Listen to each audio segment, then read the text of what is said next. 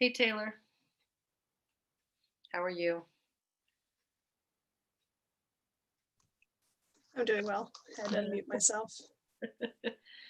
I think we're not started and we're not, oh, it might be. Never mind. I'm going to wait.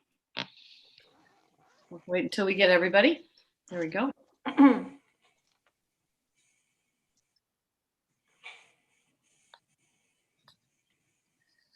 Welcome. Hi, Jennifer.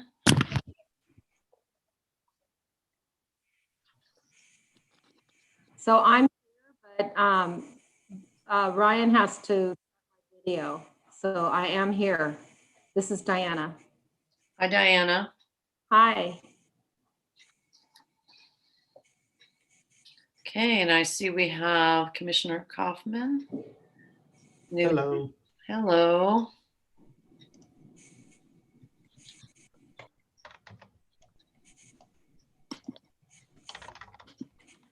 There we go.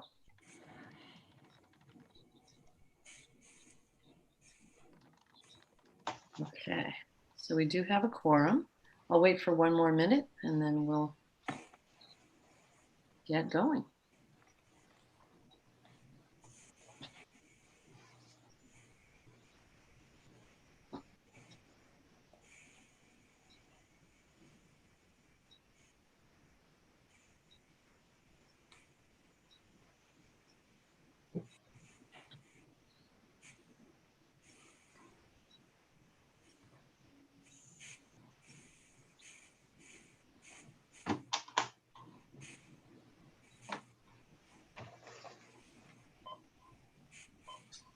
There's Diana. Hi, Carrie.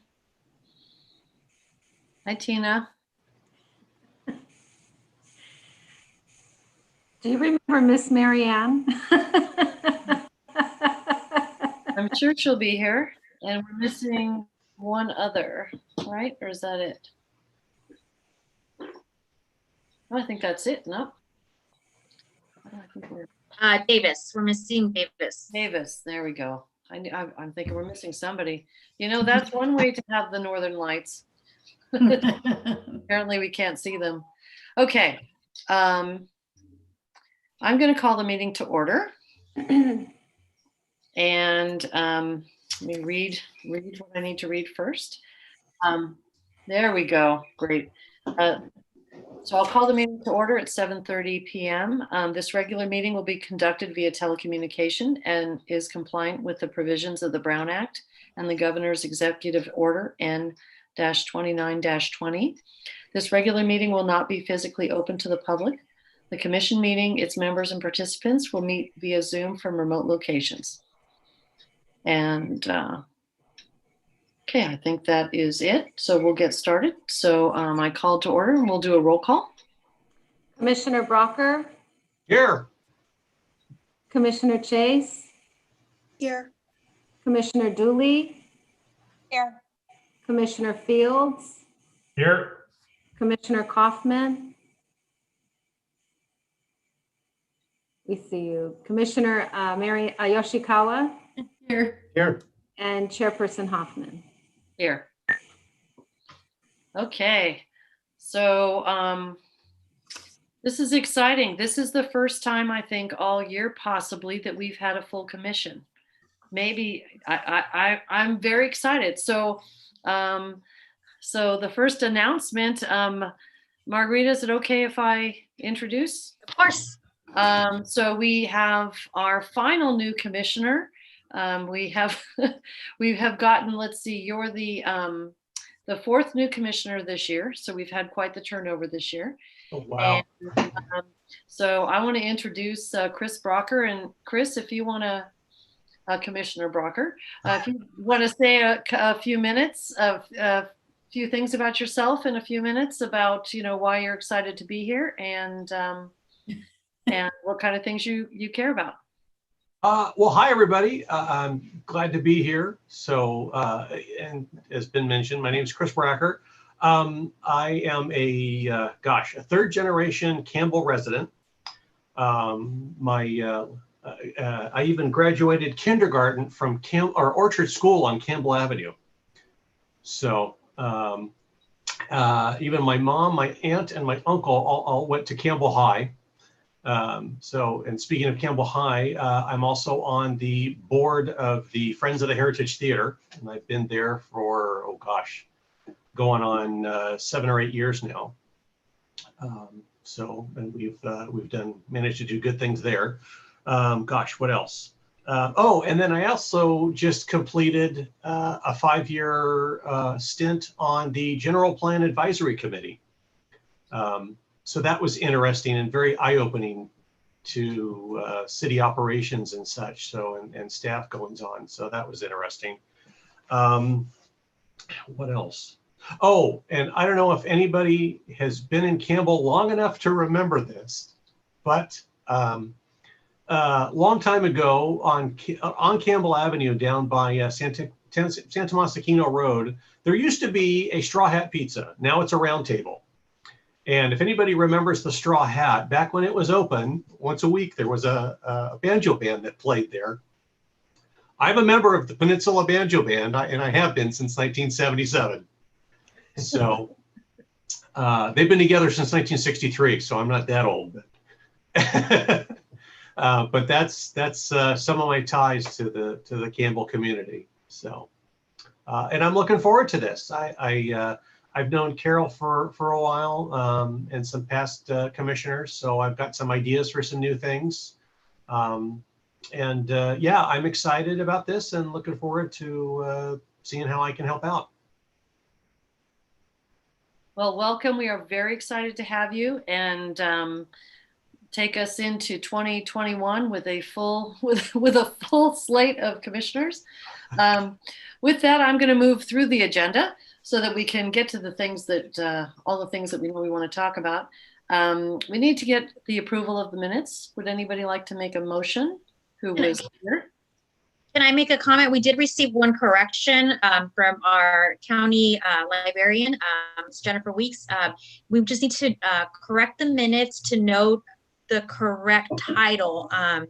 In the minutes, it was stated that the November 2020 Library Stakeholder Report was provided by Diane Roche, County Librarian, on behalf of Jennifer Weeks, and we just want to correct that to say that Diane Roche's title is Director of Marketing and Communications, and she provided the November 2020 Library Stakeholder Report on behalf of Jennifer Weeks, County Librarian. So noted. Who would like to make a motion with that?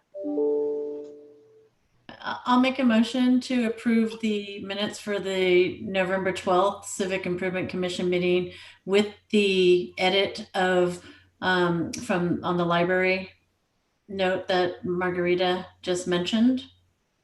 Thank you. Diane's title. Do we have a second? I'll second. Okay, I'll need to take a roll call vote. Commissioner Bracker, Aye. Commissioner Chase, Aye. Commissioner Dooley, Aye. Commissioner Kaufman, Aye. Commissioner Yoshikawa, Aye. and Chairperson Hoffman. Aye. Who was the second? Because Commissioner Bracker wasn't there, so he can't second. Oh, Oh, he can, If he read the minutes. Yeah, if he read the minutes, then yes, he can. yeah. Sorry, thank you. I don't think he called on me, but I also approve. Oh, Diana- Commissioner Fields. Yeah, in the roll call. Diana, did you call Commissioner Fields? Aye. you're on mute. I'm sorry, Commissioner Fields. Aye. Yes. Okay, sorry.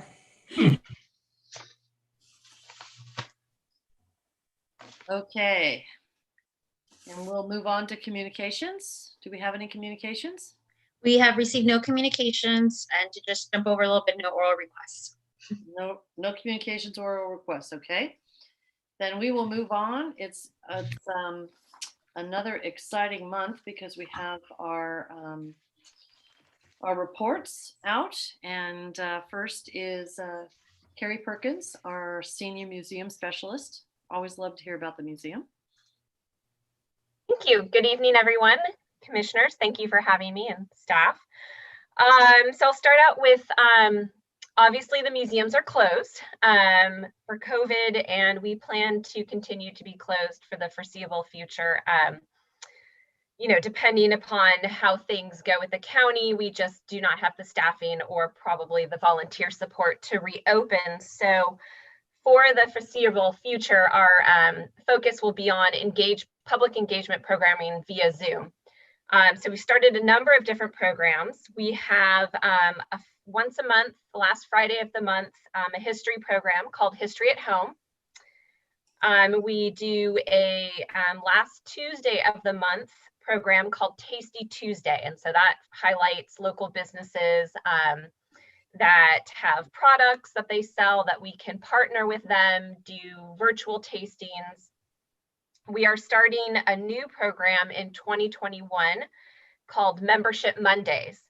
And so that will be programs that will be free for our museum members, but if anyone from the public wants to attend the program, they can pay the minimum membership fee, which is $35, and attend one of those programs. And then from that point on, they will be able to join all of our membership programs. So some ideas we have going into 2021 for Membership Monday would be a comedian, for instance, via Zoom. We have some artists who are going to show some techniques. So that's what's in the works right now. I'm also exploring for 2021 a Friday afternoon program for kids, something that might be along the line of junior curators or a fine arts Friday. So we've had some successful History at Home programs, some Tasty Tuesday programs, starting in, I believe we started in September. So I am lining up right now for January through April, just trying to get at least 3, if not 4 programs going per month, just to continue our engagement. And because the museums are closed, our social media engagement has really picked up. So we're trying to use all the platforms we can, Facebook, Instagram. We also have YouTube videos. So if you haven't checked out our YouTube channel, it's Campbell Museums, and we've got these great videos that highlight our historical collection as well as education. And so they're called What's in the Box. And these show our collection specialist, Anna Rosenbluth, going through our collection boxes and opening boxes that we probably would not have a reason to open other than we're in a pandemic. And it's kind of a fun time to explore what's in our collection. And so she opens up the boxes, and she also uses the resources of Foothill College interns via the internet, and they do a lot of historical research for her, and then she compiles these great kind of quirky videos into the history of what she's found in these boxes, and then shows people what would be the appropriate way to actually store a collection box. So it's serving a dual purpose for us. It's highlighting our collection. It's also serving as a social media exhibit, as well as taking care of rehousing our collections in a much more appropriate and conservative way. We also do Type Tuesday, Throwback Thursday. So there's some fun things that we have going on. If you haven't followed us on Facebook or Instagram, I recommend it. We also have a website that we I update almost daily, and that is campbellmuseums.com. And because I don't have field trips coming in, I try to update education activities as frequently as possible. And so all of our exhibits are online, and we've got lots of different grade level activities that correspond to the exhibits, as well as just fun scavenger hunts or ideas for teachers to do. And I try to upload more, like I said, weekly. Let's see, our Ainsley House virtual tour. Some of you saw it a couple months ago where I showed you a little highlight. That is up on our website. So it's a full walkthrough of the Ainsley House, and you can click on different objects, and it'll give you information about those objects as you follow the 360 virtual tour. And I tried to make it so what you are clicking on to get the history of inside the house is different than what you would find if you took an in-person tour. So when we open back up for real tours, it's not going to conflict with the 360 tour. So there's the history of toilet paper, for instance, and what kind of toilet paper did they use in the 1920s, and what is the history of toilet paper? So things like that might be fun that you normally would not get on a tour. And we also have an education packet that goes along with that. So I encourage people to go to it. It's a great 360 walkthrough tour. I am working on a 360 tour for the Historical Museum. It just got sidetracked a little bit with other duties, so I hope to get that up by 2021. The company Capture My Space out of Aptos actually provided the full 360 Matterport scan pro bono. So that was a very generous gift that they provided for us. Let's see, we've got a new Ainsley House interpretive panel that just arrived from South Dakota. It was 9 months in the printing. It got stifled due to the COVID and then somehow got lost from South Dakota to San Jose. But it will be up hopefully within the next month. And it's a nice, informative, interpretive panel that's got great visuals. If you've been around the Ainsley House, we have a very old interpretive panel that is faded and gives way too much information at 12-point font that no one's going to read. So this one will be on a carriage house door. It'll be bright, it's inviting. Unfortunately, it does give our open public hours, which are not happening currently, but hopefully we'll be up and running end of 2021, fingers crossed. As well as the art show that finished. It ended in October. I briefed some commissioners who were present in October about the Campbell Museum's art show. The theme was joy.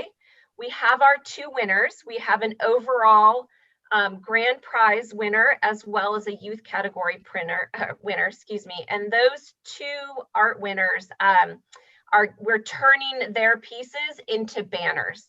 And so the overall winner is going to have their banner as a 10-foot by 12-foot banner hanging on the south-facing wall of the Historical Museum. So it will face Civic Center Drive. So as cars head west, they'll see that banner hanging out. And then the youth category winner is going to have a 4x3 banner hung in City Hall. But hopefully soon City Hall will be open and people coming in to do business will be able to see that banner. The goal is that the banners will hang for at least a year. We're having them printed on fire retardant and weather resistant materials so that they can weather the storm. And then we will be back in 2022 with a brand new art show and a different theme. And those winners will rotate out and have new banners hung so that we can continually kind of highlight community art as best we can. And lastly, our Campbell Museum Foundation Board, which is our nonprofit 501c3 all volunteer fundraising body, is seeking new members. So I like to put it out there to the public. We are losing a few members to different priorities. One member is becoming a council member. And so the board is actively recruiting right now. So if anyone from the public feels that they want to be a part of our history and is interested in spending a couple hours a month helping support the Campbell Museums, you can go to campbellmuseums.com and there's more information on our website. So thank you. Thank you, Carrie. Does anybody have any questions? Okay, thank you. Good stuff. Okay, next is Tina Wong Ergeling, our Senior Services Supervisor. Good evening, Chair Hoffman and members of the Civic Improvement Commission. It's nice to see all of you. So the staff at the Adult Center is really doing our best to stay connected with seniors during this challenging time. So a few ways that, as I've highlighted in my report, is one way is we've created a really good array of virtual classes. In fact, we have 9 virtual classes in total that range from fitness, art, and then also dance. In our case, that's line dance. And beginning in January, we're looking forward to adding a couple more classes, which will include Tai Chi and Zumba.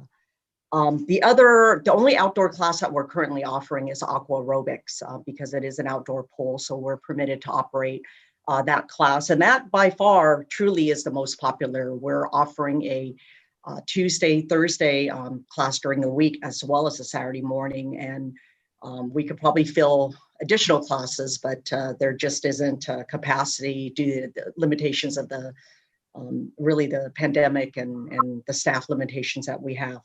But all in all, with 10 classes in total, we're serving currently about 200 participants. So it's not anything close to the numbers that we were at previous to March, but it's been a reasonable way to connect with some of our seniors.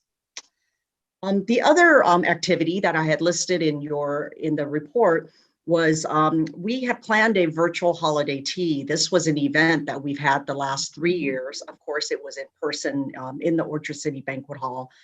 And unfortunately, we just canceled the event yesterday, which I had already submitted my report.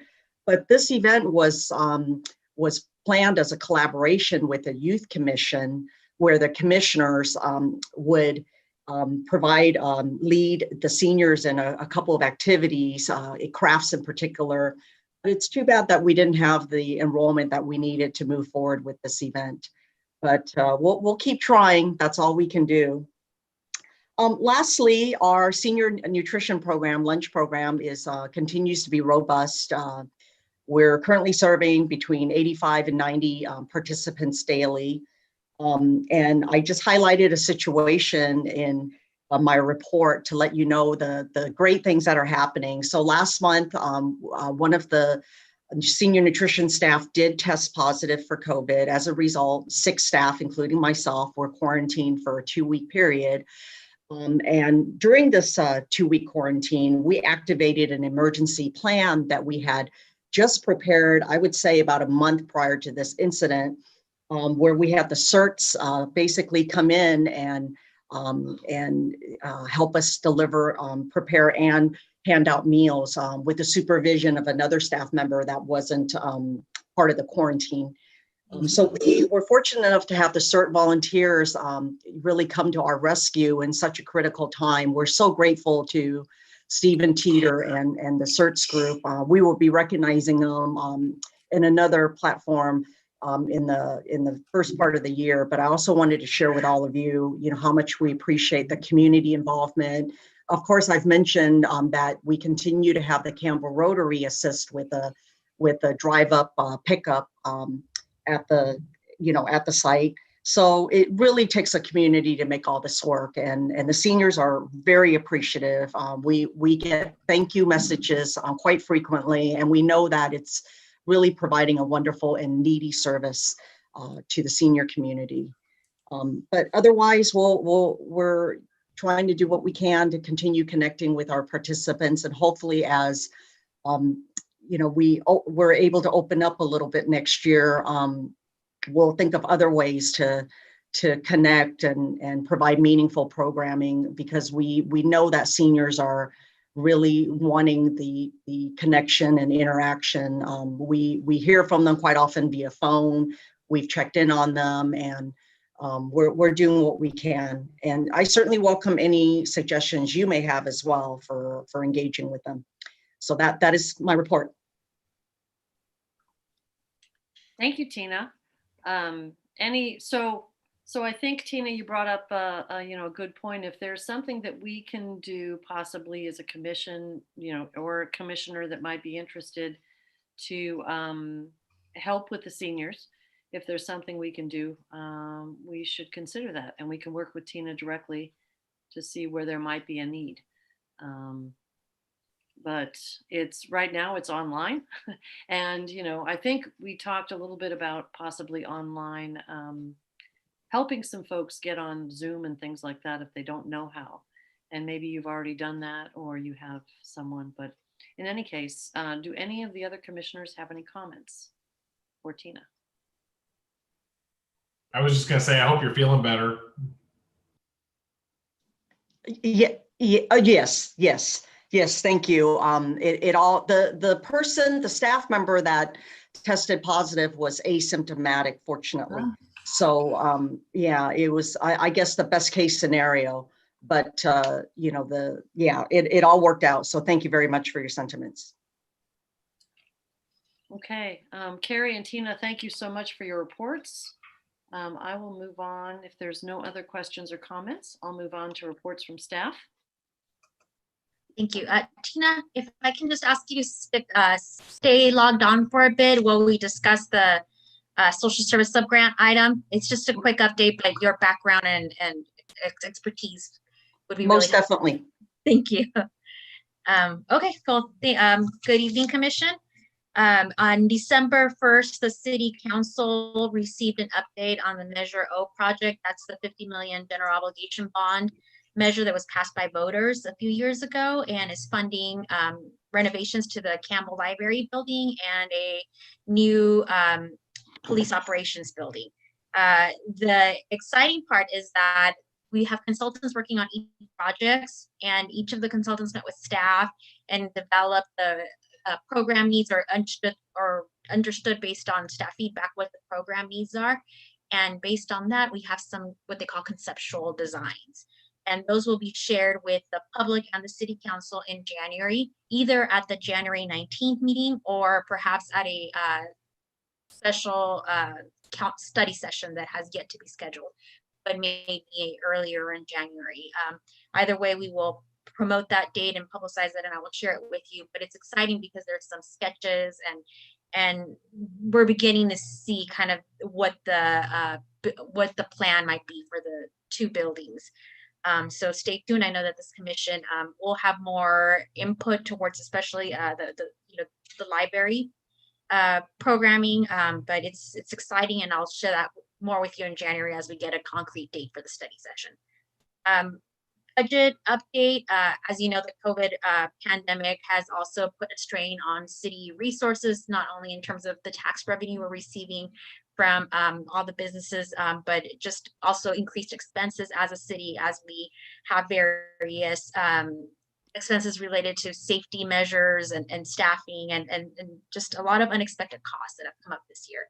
The department directors have been asked to come up with a prioritization of city services that will also be presented in January to the City Council. This is to help the City Council understand, as we have a possibly smaller budget, what the next year will look like in terms of the provision of city services. So I will also share with you the date on that, but right now it's looking to be January or the first week in the first meeting in February, which is February 2nd. And that's what staff is actively working on presenting what would be a prioritization of services under a reduced city budget. And on December 15th, next Tuesday, we have the City Council reorganization. Every December, after we certify the election results, we elect, the City Council chooses amongst itself a new mayor and a new vice mayor, and we also swear in any new council members. This year we had a new election because this is the first cycle that we've gone through the district-based elections. The council members in District 1 and in District 2 were voted for the first time, and they will be sworn in on Tuesday, December 15th. It's going to be a virtual ceremony, and it's will be broadcast on our YouTube channel and on the city's website as all the other meetings are. But we hope you can join us December 15th at 7:30 p.m. And lastly, there is a commission opening that the city would like to continue to promote for the Historic Preservation Board. The original closing deadline was December 4, but we did not receive any applications. So we're reaching out again, and we're hoping that you as commissioners and Campbell residents can reach out to your networks and encourage anybody who you think might have an interest in historic preservation to apply. It's on the city's website. The application is under the boards and commissions tab and also under the human resources tab. But we do continue to accept applications for the Historic Preservation Board and hope that we can count on you to help us reach your networks for potential candidates. And that concludes my report. Happy to take any questions. Thank you. Thank you, Margarita. Any questions? Comments? Thoughts? Okay. All right. We do have new business, and we'll talk about the social service subgrants. All right. Thank you. All right, I'll tee up the item. And as I said, I'm going to rely. This is my first year as a liaison to the commission, and I haven't gone through a social service subgrant cycle. And Tina has, both in her capacity as a former staff liaison to the Civic Improvement Commission, but also in her role as senior services manager. So I appreciate you staying on and helping us talk through this. I have attached to the packet, to the agenda packet, the administrative policy as it relates to the social service subgrant application. It gives you a basic idea of what the purpose is, what the intended policy statement is around the social service subgrants, and some responsibilities and roles that we have both as staff and as a commission. We had discussed a tentative timeline when we were developing our work plan, and we said we would start promoting this in January. Tina, am I off, or is it December? January, I think. I thought it was late December and the applications would be accepted through January. Okay. But So we can review that. Yes, and part of it is also because as the city council, and I shared this with Chair Hoffman earlier today, as the city staff and city council continues to review our budget, if for any reason we may not have, if for any reason they recommend using or not utilizing the social subgrant allocation this year, we would know in January. But at this time, it's still budgeted, and it's a $55,000 allocation. It's the same as it has been in prior cycles. And what we would discuss tonight is we want to introduce the concept of starting the social service subgrant application cycle, how we're going to promote the applications so that we can post and promote the applications, and start setting the review timeline for them so that the due date for submission of applications and when the subcommittees meet to review for the public hearings and the initial review of applications.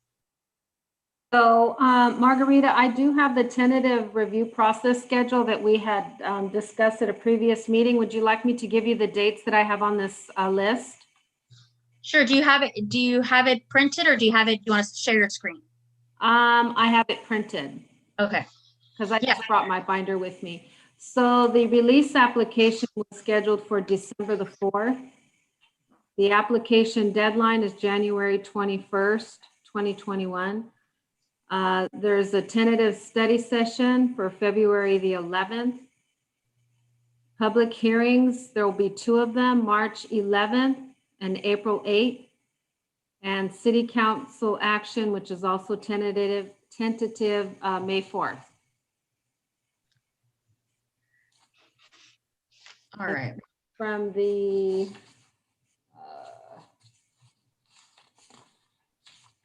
So one of the things I December 10th. do think, one of the things I do think we need to do, I believe there's 3 of us who have gone through this cycle before as commissioners. Commissioner Kaufman, you've gone through a social service subgrant? Yes. Okay, so we've got 3 of us plus Tina who have gone through it before. Not in the way that, not the way it is now, although the grants are needed more than ever.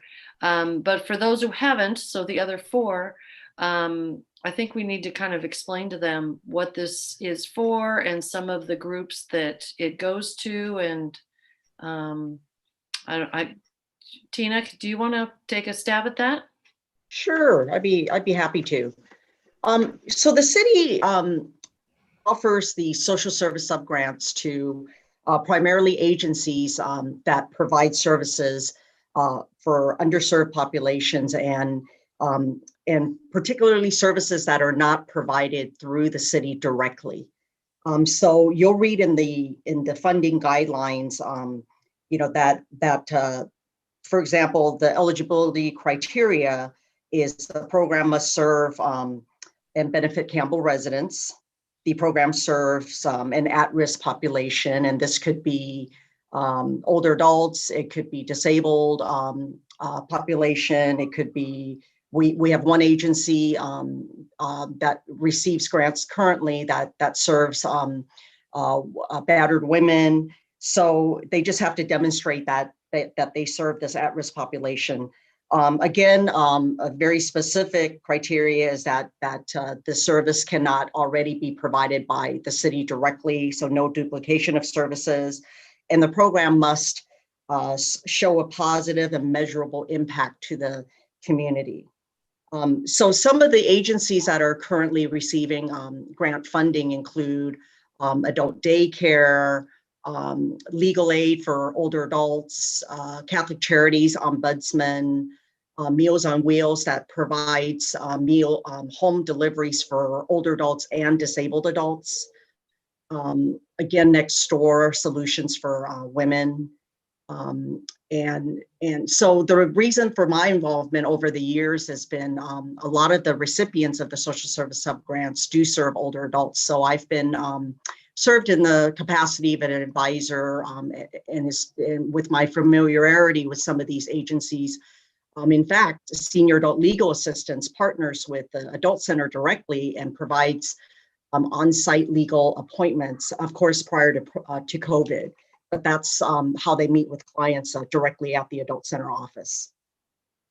So some of the funding guidelines that we established is that the $55,000, the funding is allocated based upon the approved budget by City Council, and that has varied year to year. It's been roughly 55 to 60, but the city, depending on our budget situation, does reserve a right to reduce the amount given our situation, and especially that it's a 2-year funding cycle. The amount could be set for the first year of the 2-year funding cycle, but then the second year, should something change with the city's budget situation, that amount could be adjusted for the second year of the 2-year cycle.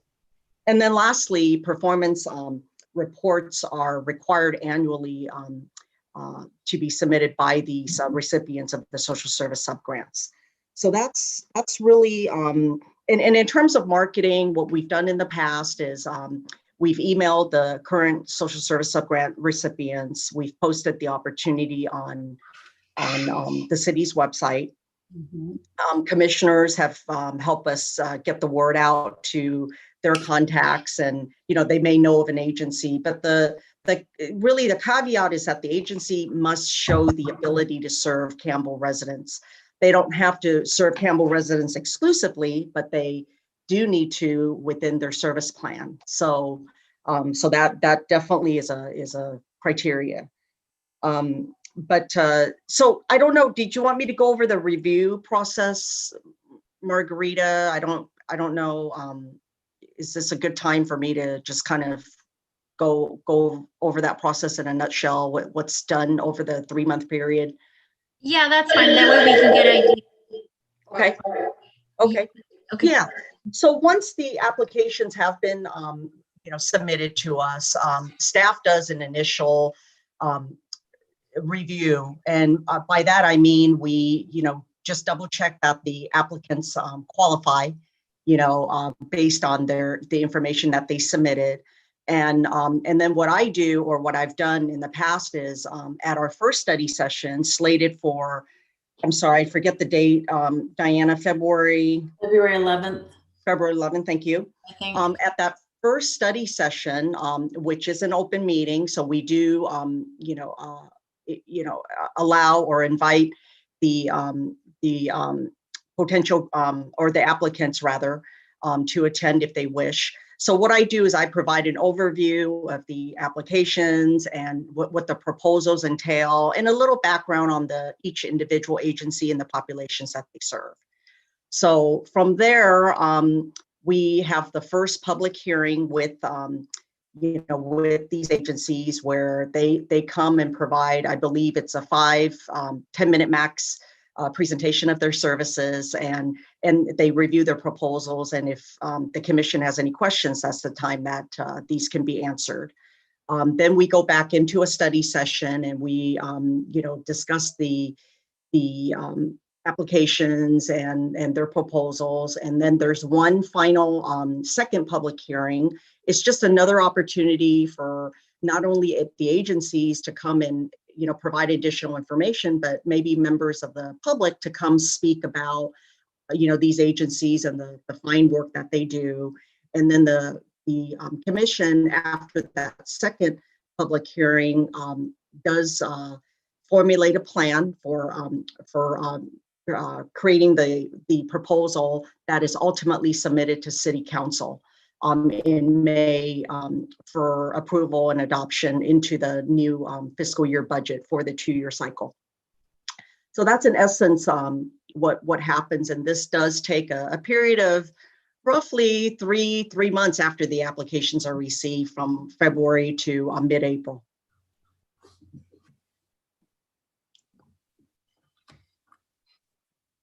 Any questions or comments? No, thank you, Tina. I think that the timeline can still be met. I know that we said we were, I think when we created this for the summer, we were a bit ambitious, but also it's also good. I think that we didn't take into consideration that this commission was meeting on December 10th, and it's probably a good opportunity to first have this meeting before we start distributing the application. So, and the application, I think, is the same application we use consistently, right? So is there any modification we needed to do it? I don't believe so.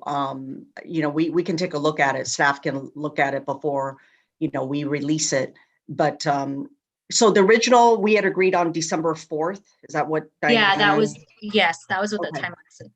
Yeah. So I think we can look at releasing it maybe next week, and maybe, I don't know, were we thinking of a 6-week application period? I think that gives agencies sufficient time. I think so too. Commission Chair and commissioners, would you agree? Yeah, that should be okay, because the way that the process works is that we'll get back their applications, and staff has to have enough time to collate that so that we have that information for the study session. We have a chance to review it. We need at least, a week there's a lot of information.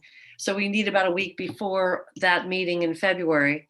So, we need to keep those couple of weeks so that you guys have time to put things together. And if commissioners need to help, let us know. Maybe this time we need to share the work. Just given the fact, pandemic, and there's a lot of other needs of the staff. And if something were to change with the budget, because we have this and we also have the neighborhood grants, if anything changes with the budget, we would know in January, hopefully. And then we would just have to let folks know we'd hold their applications until there's new funding. So I think we need to keep that in mind for anything that we put out applications for. Subject to something on there, subject to change if their budget changes or whatever. If that isn't on there, we may need to add it this time, just given the nature of COVID. So that would be my only thought. But we do want to put something out next week so that we can get it back, late to January. So with the deadline, the applications next week, they'll be released next week, and then they would be. The date to come back is like the 21st. Basically. Yeah, 21st of January. Yeah. The 21st. Okay. That was the dates that Diana threw out. We should be able to maintain those. And then that would have time to get them collated so that we could have our study session on February 11th. Can we go through that timeline one more time? Sorry, just to wrap my brain around. So we would, Tina, do you think it'd be realistic if we could say we could release applications on Tuesday, the 15th, or Wednesday, the 16th? I don't see, any reason why we couldn't do that. I mean, we may want to just check with the city manager regarding any language, as Chair Hoffman has recommended that, Yeah. to state that, should the budget change, we would inform them of any changes in funding. Yeah, we definitely should do that. And, but luckily we, especially Diana, she sits right across the hall from him. So we could probably get his ear. Diana, do you think, I think I'm also fairly confident that we can get it out by I'll get Wednesday. it out next week. Yeah. Yeah. And I'll inform the existing people that have applied, or agencies that have applied, to be sure that they are aware as well. Okay, so then this would be the timelines of distribute applications, December 16, deadline, January 21. I believe that's a Thursday. Margarita, I have on my notes January 29th. Did you want to move it up to January 21? I'm sorry, I must have wrote that. I wrote 21. I probably heard that. So January 29th, even better. January 29th, Friday. Okay. Yes. Thank you for clarifying that. Friday, January 29th. And then we have a public hearing scheduled for during our regularly scheduled meeting on Thursday, February 11th. Our second public hearing where we make final recommendations would be on March 11th. It's also a regularly scheduled commission meeting. Are we doing a And- study session in So there?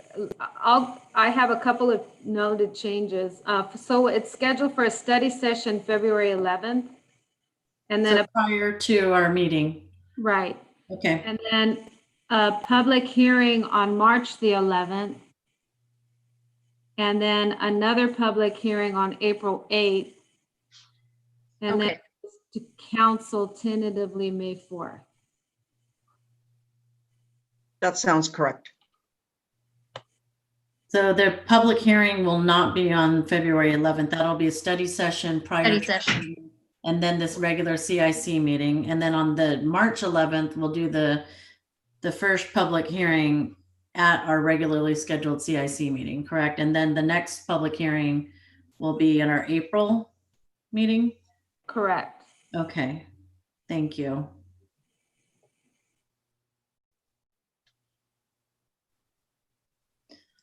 And just so I just wanted to kind of give one more little nugget for the other commissioners. The agencies that come and present, it's really interesting and great stuff that they do. And I believe, you guys can correct me if I'm wrong, but I believe that we're the only commission for the city of Campbell that actually helps allocate funding like this. So it's really important work, and the agencies do great work. And we did have to reduce it. Was it 2 years ago, Chair Hoffman? We did have to reduce it quite a bit, if I recall. And Tina, you might remember as well. So I'm curious as to know, like, what, I don't have it in front of me, but do we know what those dollars were for? Was it like up to like $70,000 at one point, wasn't it? And then I'm not down sure. to like 60 Yeah. and 50 and back up and 55. So one of the things that we'll do, so we have to get over a couple of hurdles this time, but one of the things that we do get before the study session when we get our packet is the list of who got it before and gives us some history. I always ask for that so that we can see what's happened, because it's a 2-year social service subgrant. Last time we got an allocation of money, but the second year may or may not have been trimmed. I don't think it ended up being trimmed, but we weren't sure because we weren't sure what the budget was going to look like. So it's, and it depends on how many people apply. So if you get 5, you're able to allocate more. And I think last year we had enough people apply, or 2 years ago, that we had to have some discussions and decide who was going to get what, and that's, and we have a broad group for this commission, which is really good.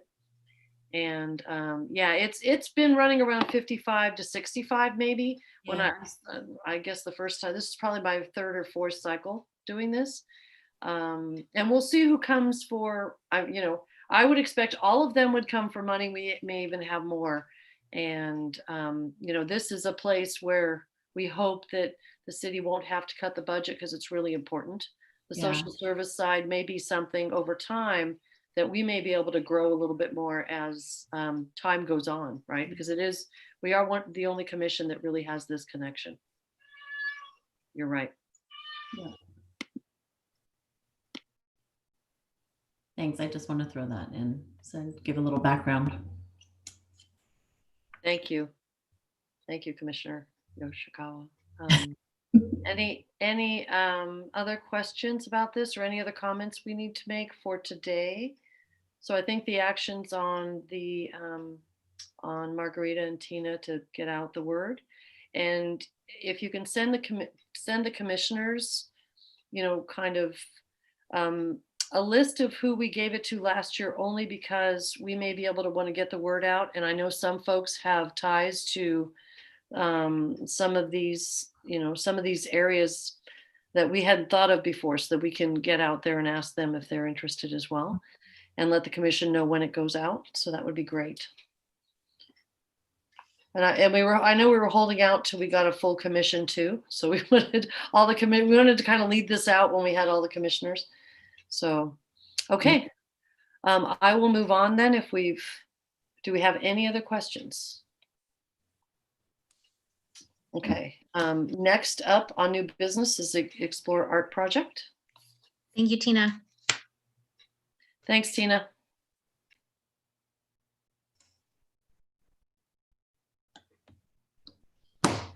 Davis, do you want to share the presentation? Yeah, so just to recap what we're doing, we talked a month or so ago about the idea of preparing a little bit more in-depth content about what we've been doing on the Explore Public Art Commission at the City Council meeting that's happening next month. We met with Margarita about this. She's been so wonderful guiding us on the right way to do this. And when we met earlier this week, the conclusion was that we should make a much shorter presentation for purposes of inclusion, because they're obviously going to cover the work plans from all the commissions, and there's just a lot of content in the January meeting. And so we met, and I put together just a 3-slide version that is intentionally pretty high level to summarize what we're doing. I think what we want to do right now is look at it all together as a commission, see if everybody has any feedback and feels good about the content. And if we feel good, take a vote on it for purposes of inclusion in the January City Council meeting. So I can project the slides. So again, it's quite brief. On this slide, we just capture a couple shots of obviously Campbell and what public art can look like. And we put the mission of our subcommittee, which is to beautify, engage, and connect our community through public art displays. And on the next slide, we say some of the potential things that we could do. Doing public art, and even on this particular commission, is not new. This is really the bread and butter of what we have done. You can see an example, because one of the things we want to explore is murals, and the CAC back in 2017 did a mural that you can see in this top left image here.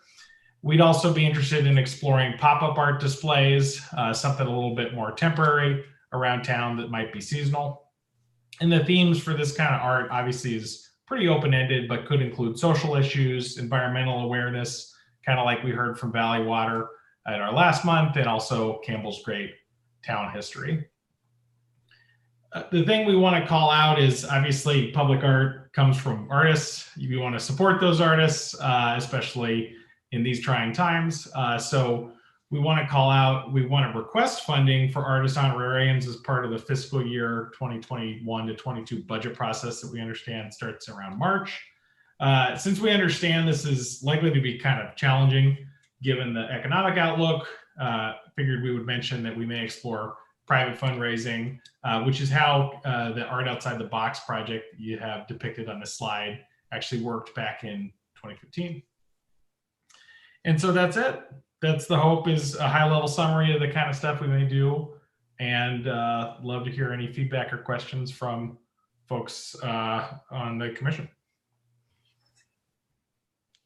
My feedback is that it's lovely, perfect. I really like this is, you know, how you kept it tight, good imagery, and I really like how you defined very well the high levels in terms of you know, what is the mission and what kind of displays you're considering and the funding.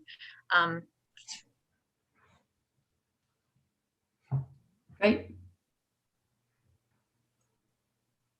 So, yeah, the question would be, what are the next steps for this that we need to do? You know, informationally, it's already on our work plan, but what do you think, Marianne? Should we add a slide with next steps, or are you just asking the question just for the commission here? Well, you may or may not need to add a slide, but I'm just thinking this is great. This is, by the way, this is great. And so what do you guys think the next steps are, and whether or not that should be included here? Well, I think we just wanted to make sure that we get the blessing from council on our work plan as it, you know, as it stands, right? As I think that all of the commissions are, you know, looking for that, because I don't think it's I don't know if it's a formal thing with the city council, or because this is kind of a new thing. Is there going to be like, are they going to ask questions? Are they going to take a vote? Are they going to, is there going to be like an approval at all? Like a. So That's a good question. I think that I did talk to the city manager just a little bit about it this afternoon, and think that how it's going to be presented is still taking shape. It could be any of all of the above, or it could be just a presentation where they will ask questions, so they can ask a little bit about this. It could be where maybe we just submit a report with the work plan and these attachments as an informational item, or it could be a one-by-one presentation by each commission. So I think that as we appoint a new mayor, or as the city council appoints a new mayor, there will be dialogue with that mayor as to how they want the commission work plans presented.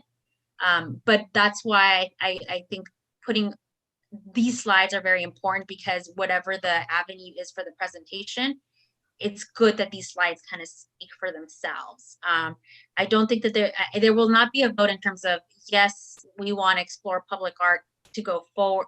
It will not be a standalone vote on this item. It will be an overall vote on, not even a vote, it would be an overall, it's going to be an information item, so there will be no vote, but it will be an overall dialogue and confirmation of acceptance of the work plans. Yeah. Okay. And just so the commission knows, we had provided amongst the subcommittee a more expansive proposal with a roadmap for public art, which starts in Q4 of this year and goes really through Q4 of 2021, where we start with a pilot proposal. We launch the program, we solicit community feedback, and then we determine next steps and funding along the way. So we do have that in place, but for this purpose, we just wanted to keep it tight, so to speak, and make sure that's real broad brush, high level, just so the commission or the council is aware of it. We could add that roadmap at the end, but I'm not sure that that's something we want to explore right now. I'm not sure it's something, yeah, that you need to, but it's good to have all that information. The cross commission meeting, the first one is on Monday. And I will ask some questions about, I want to see what they're going to talk about, but find out if they're going to have some discussion about work plans and, that we put together some things and what level of detail. And it'll be with the current mayor though, because it'll be Monday. So I'll keep you posted. Okay. Great. Oh, I think Carol's frozen.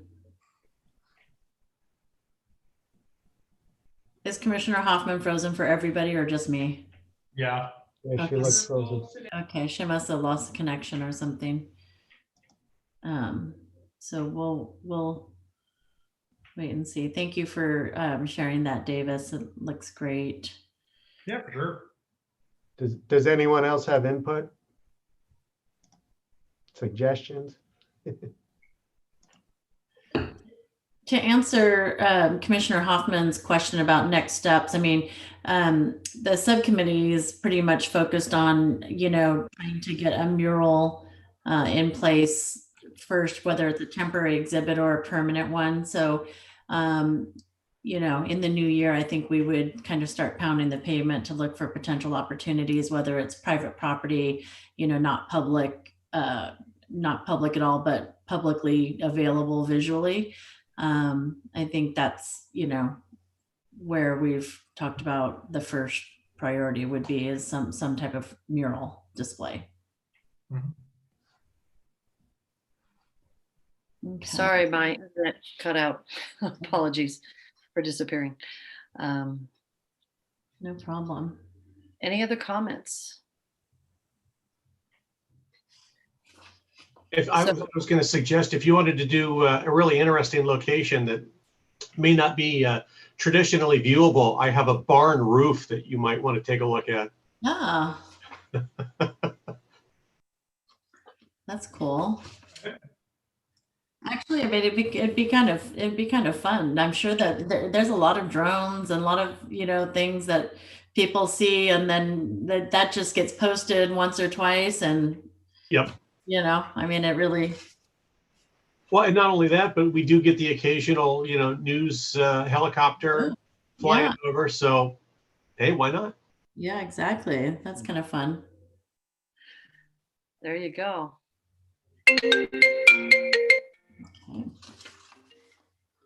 Okay. Oh,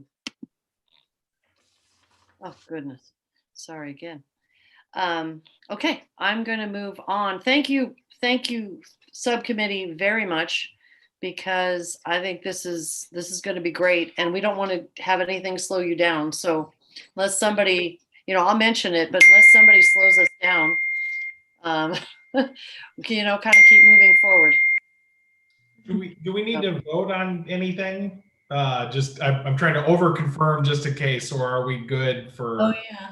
Yeah, we do. Yeah. Do we need to vote on whether this presentation is, do you guys all approve for it to move forward or be shared with council? Do we need to vote on that?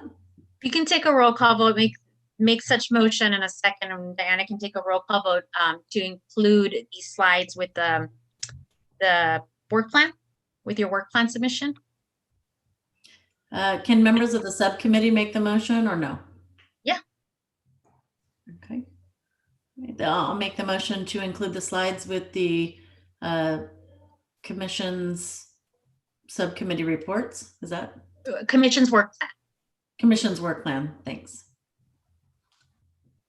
I second. Commissioner Hoffman second. Kaufman, sorry, not Hoffman. Okay, do we need a roll call vote or? Yes, I think Diana's trying to talk, but are you muted, Diana, or are you just low volume? We can't hear you.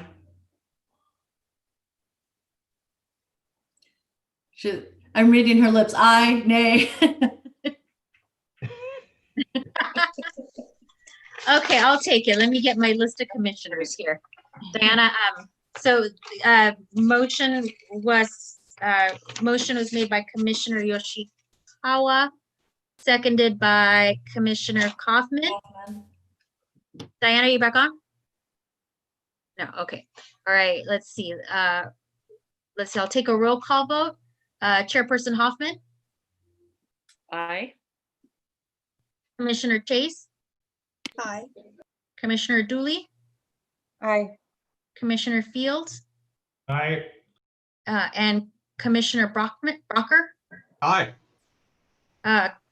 Commissioner, Diana, do I also take the roll call vote for the first motion and second? Mhm. Yeah. Commissioner Yoshikawa Aye. and Commissioner Kaufman. Aye. Did All you- right.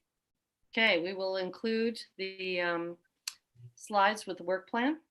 And as far as the commission is concerned, full speed ahead.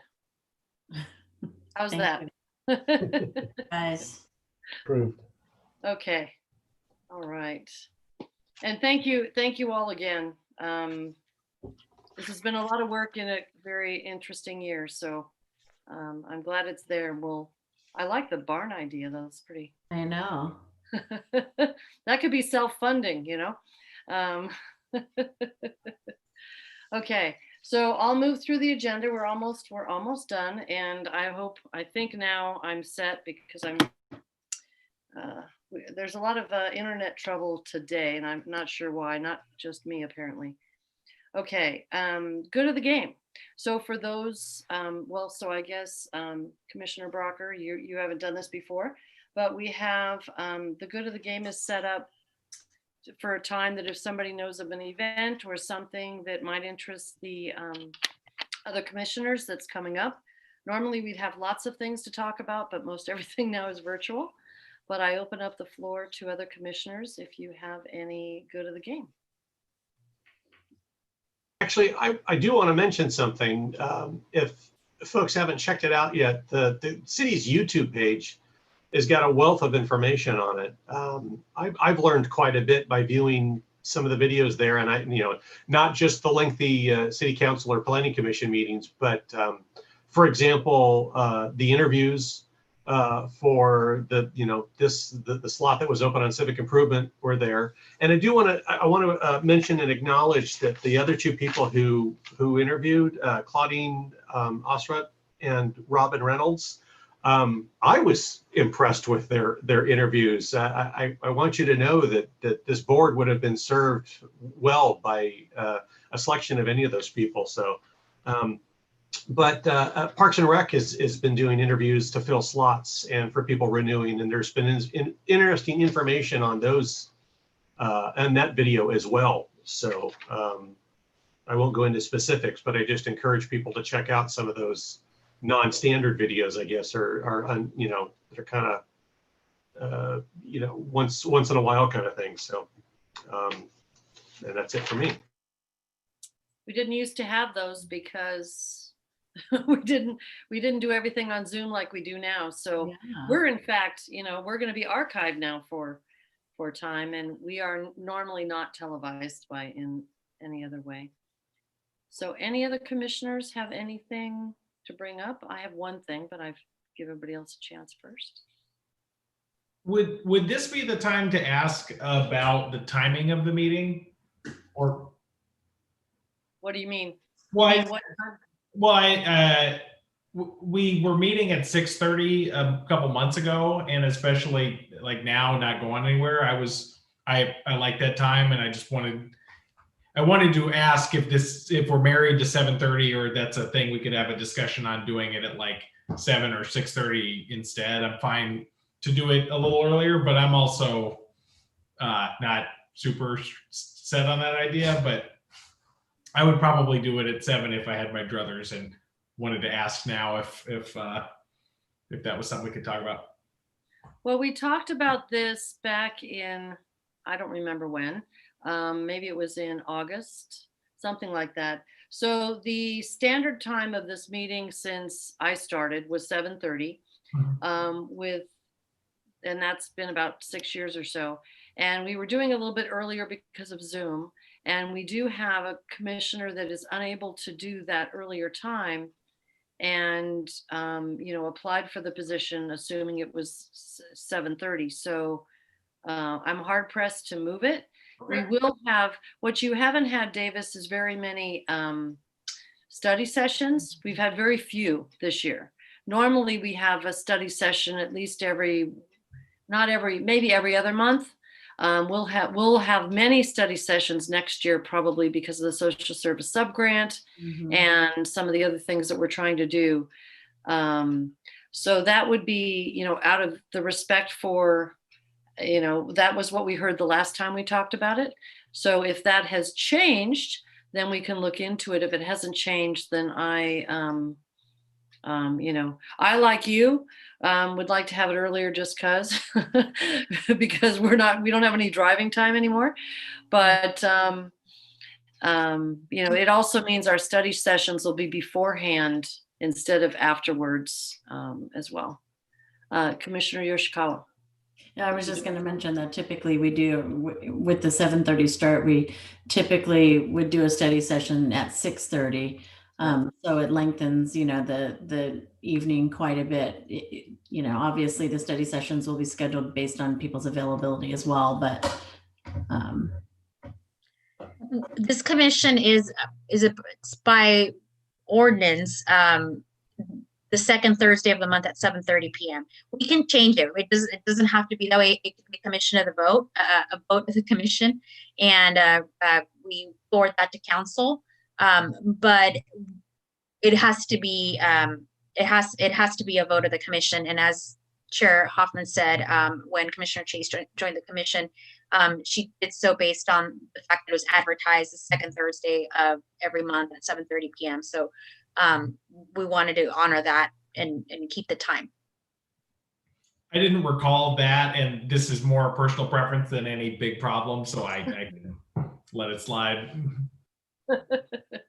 It occurs to me you might not have been there. It's possible. We weren't at all the meetings necessarily, and they were kind of scattered this past year. It's been a year, so I think we all. Yeah. It has been a year. So at the end of the year, so I am part of the group that is helping with the Campbell toy program. And so I bring that up as the Campbell has been doing this for, I'm thinking 30 years, a long time. And this year, because of COVID,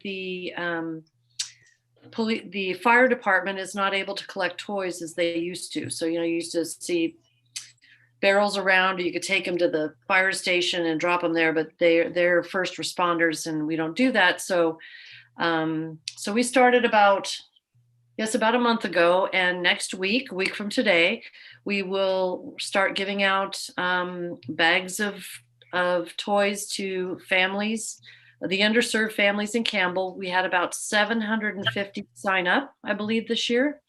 750 families. We have a gigantic room, 2,000 square feet, something like that, full of toys from school age. So basically kindergarten through 8th grade. And there are a few high schoolers, but most of them fit into that category. So if people want more information, there was a thing tonight, but I was on this meeting, so I couldn't be on that. But they did a live, kind of a live thing to promote it's with the chamber, the home church, the Rotary Corps, the fire department. It's just in downtown Campbell Business Association. So tons of people. You've probably seen barrels around. We have, so there is a Campbell Toy Program online.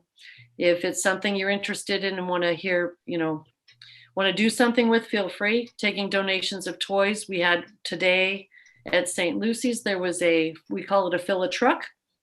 Police department brings a truck, parks it. People put toys in the back. So that's about our third one we've done. And raising lots of money, which is great. And this year on Amazon, if you go to the Campbell Toy Program, there's an Amazon link of things that we know we need. So we get a lot of toys for younger kids, but sometimes we need them. We definitely need them for older kids, and we get the families get a ball, they get a game, so that there's stuff they can do together. It's been a great program. I'm thrilled to be part of it this year. I'm on the committee because I had time to do that. So if anybody's interested and wants more information, let me know. But you can go to campbelltoyprogram.com and get more information. So that's December. Work, Carol. Yes. Okay. Anything else on that part before I go into subcommittee reports? And the first one is explore art, but I think we talked about it, so we can skip that one this time. And then the next one, so we have two others we'll go over before that's what I've got on the agenda before we adjourn. And so Neighborhood Association Assistance Grant. So I think you guys finally had a chance to meet. Yes, we did. The subcommittee met and just kind of wanted to share with the commission the plans for moving forward with the next cycle for the Neighborhood Association Assistant Grant Program. For those of you who don't know, or especially our new commissioner, welcome again. The city has put together some budget for a neighborhood association assistant grant program. It's not a ton of money. I think it's $2,500 typically. And it's geared to help support the neighborhood associations in Campbell, or at least partly in Campbell. And we've had, I think it's 5, how many years has this been going on? At least 5 to 7 or something. It's been going on at least probably closer to 7 or more, because it was already going before I started. Okay, so they've been doing that in hopes of, helping to financially support the associations, and then also to help some of the startup costs of launching a neighborhood association. When there are neighborhoods that want to band together and create an association, there are costs associated with that. So this is to help defray some of that cost as well. We have a lot of neighborhoods that typically apply every year, and they can get a maximum of $500 per year. And if there's, if we get the full $2,500 budget, and there's, 10 people that, or 10 organizations that sign up and apply for it, then obviously we don't have enough to fund the full 500 for everyone. So we'll have to kind of, break that up evenly, or depending on the situation. Sometimes they won't necessarily ask for the full amount, but in the past they typically do. So the subcommittee met and wanted to just share that we are looking to review and streamline both the application for the neighborhood associations as well as the documentation. And I need to actually get that from Diana, because there's a couple of different versions that I found online. The eligibility requirements and things like that document. If you could just forward that to the subcommittee, just because I want to make sure we have the most recent one, whichever one that may be, before we're, reviewing and streamlining. Sorry, I can't hear you, Diana. You can write it and put a note up. So yeah, you can use the chat, Diana. Yeah. Use the chat. Click on chat. Yeah. So we're looking to review and streamline the applications and the documentation for the application. We'd like to consider almost a fast track version for returning associations who applied the previous year and nothing has really changed. It's almost like a renewal. I mean, we won't call it renewal, but just to kind of wrap your brain around, that's kind of what it would be, like a renewal type item. And we wanted to know if there's a way, and I know that IT he may or may not be listening in, but again, Margarita or Diana or IT, is there a way that we can create a web form instead of having a PDF posted? Yeah, I can do that. Actually, I can do that.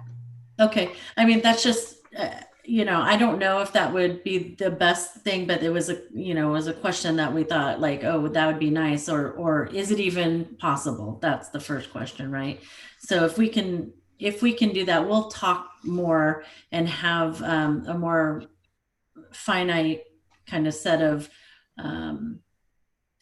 I will have a finalized version of the application and the eligibility documentation for the commission in January to vote on. But we just wanted to let you guys know that that's kind of, the two big things that we're looking at doing is streamlining and, reviewing and streamlining those two documents. Another thing we wanted to look at doing was kind of align the timing of the grant program with the fiscal year for the city, instead of kind of straddling 2 fiscal years and then having to go back and reconcile receipts from the previous fiscal year after we've started the new fiscal year. We thought maybe it would be easier and clearer to just align with the fiscal year. So the city's fiscal year is July through June, right? Correct. And so maybe we could, do the same time frame.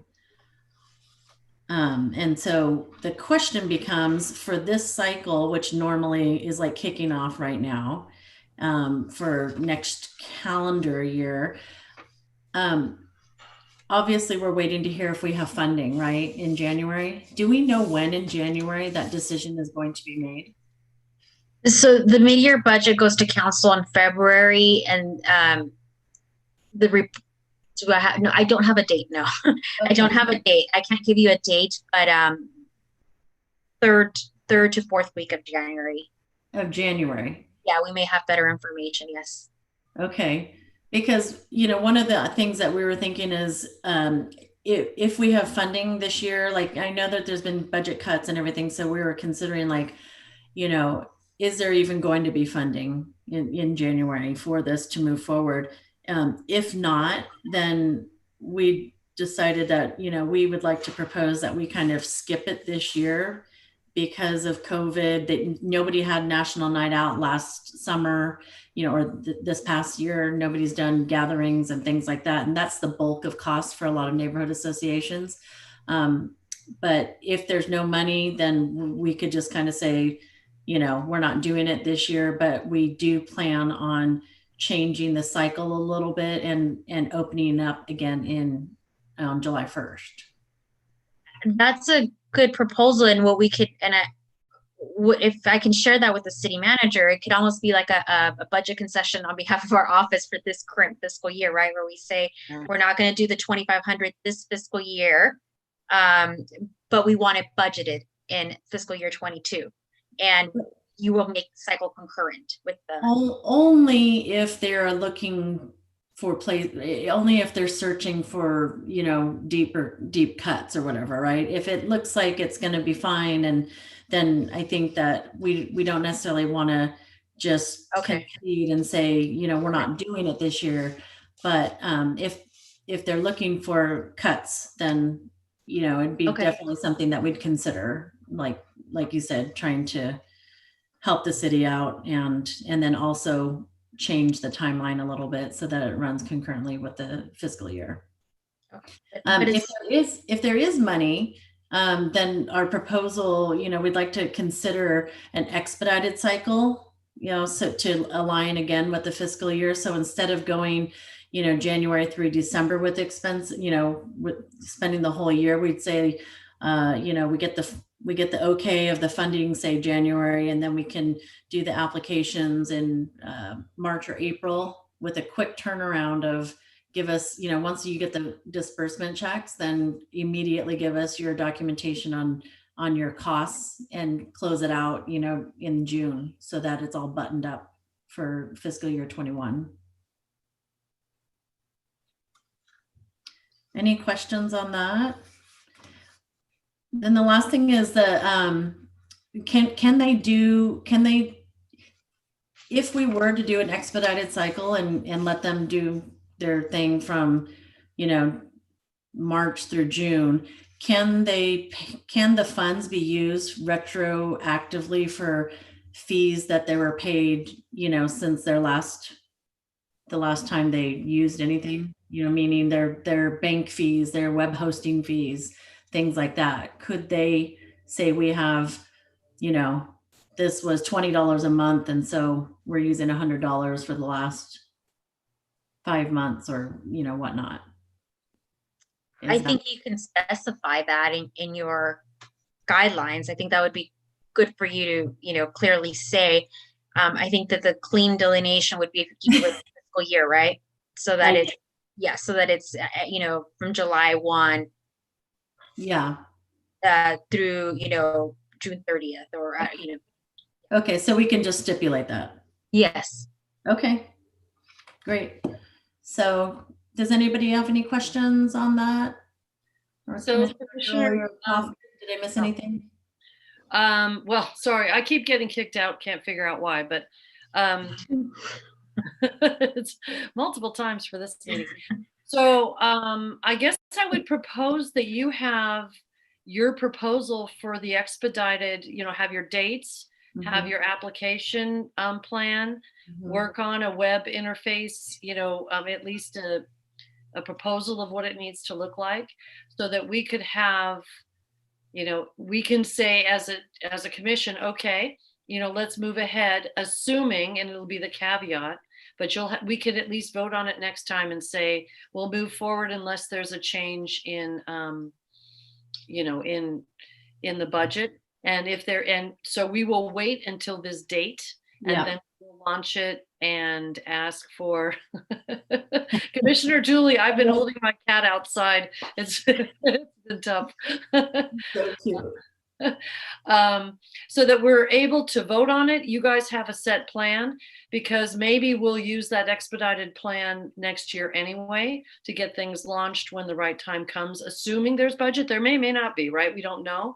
Right. But this is definitely not wasted effort, as it will be whenever we can get back on the neighborhood grants, because we don't want them to go away forever, but they may go away for a short time.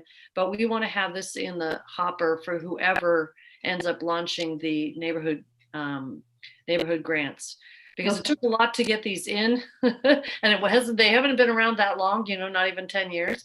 So, and it may be something we want to expand when budgets are less tight, and hopefully that'll change over in the next 2 or 3 years. But I would say go full force with having your expedited plan, and then we can vote on it in January, and that way you have it in your back pocket to be able to move forward in February if you need to. Okay. Because normally we have a study session, so we try and get things back hopefully by March, so that we could have a study session in April, and that way we can do a vote possibly even that same month. And we may be having longer meetings if we're doing the neighborhood, the neighborhood grants and the social service subgrants too. Yeah. But so normally they're split up a little bit, but this year, due to COVID, it's out of our hands sometimes. So my recommendation would be keep it moving. Okay. And we want to do what we can, and know if it looks like we need to make a concession, then Margarita will let us know, and we can do that.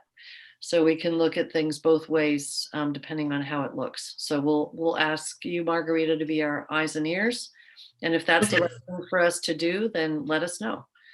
But I want to keep the work that we needed to do to expedite available for whenever we need to pull the trigger. So this could be a 3 to 4 month program from start to finish. Right. Okay. So that's my recommendation. Okay. Any other comments? Margarita, in terms of that web functionality for the online form, you might want to take a look at what the Heritage Theater does for its membership program. We use a web sign-up form. So, and it's hosted by the city. So that might be the functionality you're looking for. Okay, great. Oh, you're muted, Margarita. I'll take a look at that. Thank you. But also Commissioner Chikawa, if you give me your fields, right, that you want on the form, and then that'll also give me an idea what information you want to collect, so I know what they're basic for. I'll take a look at the Heritage Theater. I haven't seen that one. Usually they're pretty basic. I think it's specifically for the Friends of the Heritage Theater, but the city hosts, Okay, that website as well, or page, I should say. I'll look at it. So I'll make the, we can make the application the priority to streamline and review so that we know all the fields that we would want for the web form, because it would just be the application, right? So we have most of them. We just need to clean them up a little bit. Okay. Thank you. Welcome. Any other questions before we move on to our last subcommittee report? Thanks, guys. Okay, so our last subcommittee report is Campbell Cares. We did have a meeting and we had some follow-up via email. I am not going to speak on this. I would like to give Commissioner Chase and Commissioner Dooley a chance to talk about some of their ideas. So what we're doing at this point is kind of brainstorming ideas and then seeing how we can turn those ideas into actions early next year. So which commissioner would like to start? I can go first.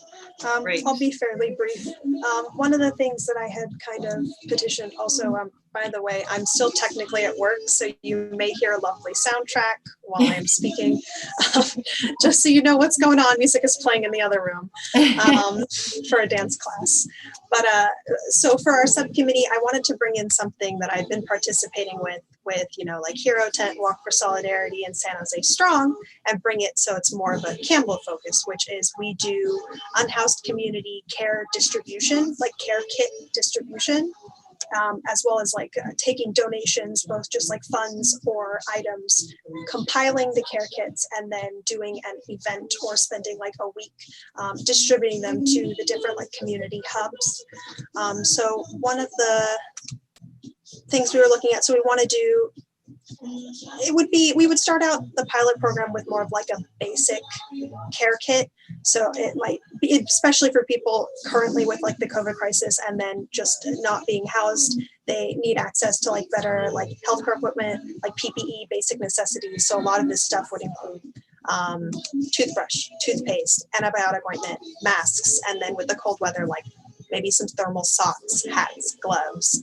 A lot of this can be purchased wholesale. So as concerns actually compiling the kits, we can usually do both Amazon, Costco, Dollar Tree is actually a really good one because you can buy by the case at either 24, 36, 48, or 64 items per case. And every individual like unit price is still $1. And so you can get a lot of the basic necessities there. Wrapping it up, I had done some research with Walk for Solidarity. We can price a basic kit including like toothbrush, the toothpaste, deodorant, bathing wipes, and some of the other necessities that I listed at anywhere between $10 to $15 a kit. Currently, Walk for Solidarity is doing $10 a kit. We're trying to fundraise $500. I believe we had reached that goal for that to do about 50 kits. So I wanted to try to push and do a similar program over here so we can get a little bit more Campbell focus. There's a lot of things going on for San Jose or like the greater kind of Bay Area, Silicon Valley. Campbell tends to get a little overlooked. We do have our own community members that we want to take care of. So I wanted to kind of bring over a pilot program for those care kits here. And so that was something that we had talked about. We need to discuss a little bit further. I'm getting my proposal written up.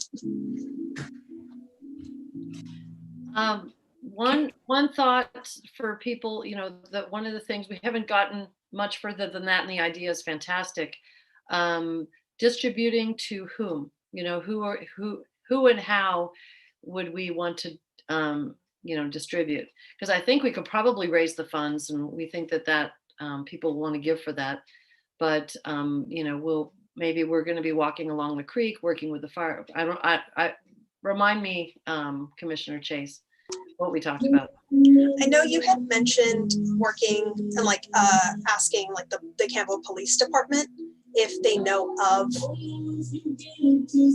I guess, hubs or like communities, like groupings of like unhoused communities. I know, like, for example, one that I had helped, this would be San Jose based, would be like, for example, for them, St. James Park was a really good one that we went to. We were able to go to all the different groups and we were distributing that way while following, social distancing guidelines. We are unfortunately not doing that at the moment now, as everything has gotten a little bit more restricted.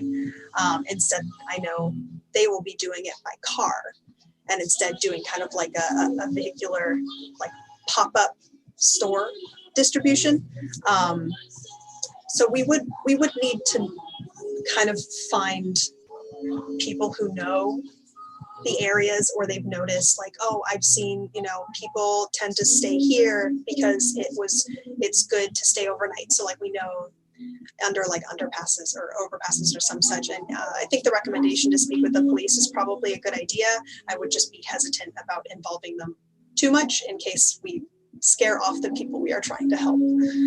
So it's just a balance point.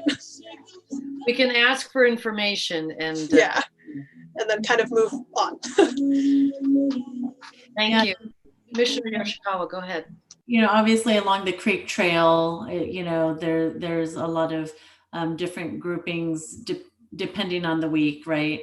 But also St. Lucy's, because they have kind of a sanctuary program that anyone, and I don't know if this is still in effect, I think it is, but I would have to double check. But, they had the program to have anybody come who is sleeping in their car or whatever, but they would come into the parking lot and just so that they have a safe, secure place to be parked even and sleeping in their car. And so they would need a lot of the items as well. And obviously St. Lucy's and Catholic Charities have a lot of, ways to distribute, but that may be another one to look at or touch base with.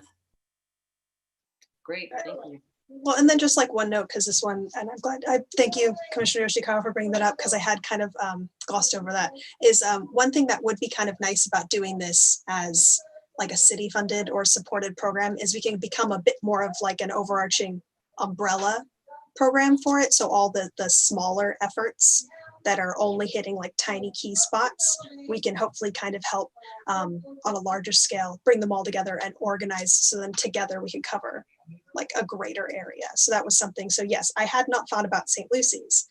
That was a brilliant input. So I wrote that down. Thank you. Yes, of course. Okay, any other questions for Commissioner Chase before we go to Commissioner Dooley? She has some ideas. I just want to add in that both Procter & Gamble and the Unilever companies have programs to distribute a lot of the items that you were mentioning. In fact, they give a lot of it away, like the sample or the trial sizes or travel sizes, I should say. I remember, even when I was in college, they would give out boxes of this stuff just to, create new consumers, but that still accomplishes the, the idea of it. But if there are certain things that you absolutely want to buy locally through the small business that I own, I have wholesale contacts and accounts with some of the local wholesalers. Like, for example, behind the Shark Tank is a company, a huge warehouse company called Pitco. And they actually supply the majority of the independent convenience stores in the Bay Area. So I've got accounts with a bunch of different places like that. So if you want some additional information, just call me or email me. Oh, that would be brilliant. Thank you. I will be doing that. Great collaboration. All right, Commissioner Dooley, you had some ideas that we didn't get a chance to talk about, but it would be nice for the rest of the commission to hear and get some feedback. Absolutely. So the first thing that I thought of was teen substance use and vape use at this time. And one of the reasons I think it's really important right now is because they're not going to school. And so they don't have that constant access to information. And it's kind of an easy campaign that can be done for relatively small amounts of money, but can still get information to the area that kids use, which is the internet. There is a website called Above the Influence that is specifically geared for youth and any type of substance abuse, vape use, tobacco use, that kind of thing. And they will supply flyers, they will supply links to their website, onto city websites or anywhere else that we may want that, that will provide they're a fantastic resource for young people. Unfortunately, I feel like the two areas that are most getting sort of, not the services that they need right now are the young and the old. And so my second awareness issue is senior depression. What I can verify is happening in the senior community, at least the small pocket that I work with, is that they really can't go anywhere. They really can't do anything. Even when they go to the doctor, they go by themselves. They no longer go, in a group. Nobody can go in with them. All of the activities that seniors were used to are not happening at this point in time. Even if they live in a nicer retirement community, they're not getting on the bus together and going to Walgreens anymore, So even the little things that they were doing before, they're not doing now. And the one thing that they don't do is the internet. So it's a whole different, spectrum from the young people where that's all they do and they're very easy to reach. Our elder community does not use the internet for the most part. And to try and reach them, because there are so many resources online for elderly people, but they're the group of people that don't use the internet. So it's sort of a hard thing to bridge. I think that working on that, bridging our elderly to that access and getting them comfortable with just the basics of using computers so that they feel connected. A lot of them won't even use Zoom to talk to their family because they're just like, forget it, So if there was some way to get that information to our local, senior centers and stuff, that they're still going to. I know they're still getting box lunches. A flyer could be put inside of there, something like that with resources and information, and just so that they have it, So those were my two.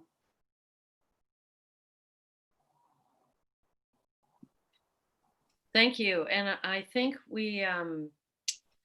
the senior center can probably help us with getting some of the material out and finding out how they're reaching out, and maybe how we could partner with them. Yeah, Tina is a great resource for that, right? She'll give you so many great ideas. And she didn't stay on the call, but I'll probably see her tomorrow because Fridays are my days to do the senior lunches. So, I think those are two great areas that we can look into and figure out, what we think we can do. But, and we should talk more about that. We can have another subcommittee meeting when it works for everybody.